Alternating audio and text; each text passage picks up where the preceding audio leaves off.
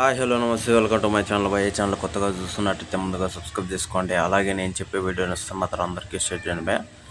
అయితే ఈరోజు మన టాపిక్ వచ్చేసి మన డాకు మహారాజ్ ఫస్ట్ రోజు కలెక్షన్స్ అయితే వచ్చేసినాయి భయ. నిజంగా ఎవరు అన్నారు ఫస్ట్ ఆ సోషల్ మీడియాలో కొద్దిగా వైరల్ అయిన వీడియో ఏదన్నా ఉంది అంటే డ్యూక్ మహారాజ్ని అంటే డాకు మహారాజ్ని డ్యూక్ మహారాజ్ అని చెప్పేసి ఎవరో ఒక లేడీ అన్నారు. నిజంగానే ఇప్పుడు అదే జరుగుతుంది భయ. డ్యూక్ ఏ రేంజ్ స్పీడ్లో అయితే పోతుందో మనం తొక్కే కొద్దీ ఆ రేంజ్లో కలెక్షన్స్ అయితే పోయే అవకాశాలు కూడా కనిపిస్తున్నాయి భయ్య ఈ సినిమాకి. అందులో ఎటువంటి డౌటు లేదు. లేకపోతే ఏంది భయ్య 56 కోట్లు అంటే ఇప్పటివరకు అసలు బాలకృష్ణ గారికి ఇది హైయెస్ట్, అంటే తొలి రోజు హైయెస్ట్ కలెక్షన్ ఇదే. నాకు తెలిసినంత వరకు 200 కోట్లు 250 కోట్లు వచ్చే అవకాశం అయితే ఉంది భయ్య ఈ సినిమాకి.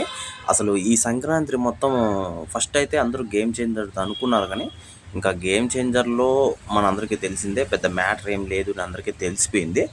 ఇప్పుడున్న ట్రేడ్ వర్గాల ప్రకారం రేపు రిలీజ్ అవబోయే సంక్రాంతికి వస్తున్నాం సినిమా అటో ఇటు అయిందే అనుకోండి, ఇంకా మొత్తం మన డాకు మహారాజ్ సినిమానే ఆక్రమించేస్తుందని చెప్పచ్చు. మరి సంక్రాంతికి వస్తున్నాం హిట్ కావాలని నేను అనుకుంటున్నాను. అయితే అలా అని కాదు. అయితే ఇక్కడ మ్యాటర్ ఏంటి అంటే అసలు బాలయ్య బాబు కల్టు చూపించారని చెప్పేసి చెప్పుకోవచ్చు. ఎందుకంటే వరుసగా 3 సినిమాలు హిట్, అది కూడా బ్లాక్ బస్టర్ హిట్. అందులో ఫస్ట్ రోజు ఇది ఎక్కువ కలెక్షన్స్.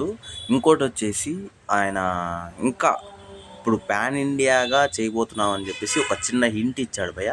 అఖండ 2తో ఇక మొదలు పెడతాను నేను, అసలు నా రేంజ్ ఏంది అనేది నేను చూపిస్తాను మన ఆడియన్స్ అందరికీ, అంటే బాలయ్య బాబు ఫ్యాన్స్కే కాదు మొత్తం ఇండియన్ ఆడియన్స్కే నేను చూపిస్తానని చెప్పేసి కూడా చిన్న హింట్ ఇచ్చాడు భయ్య.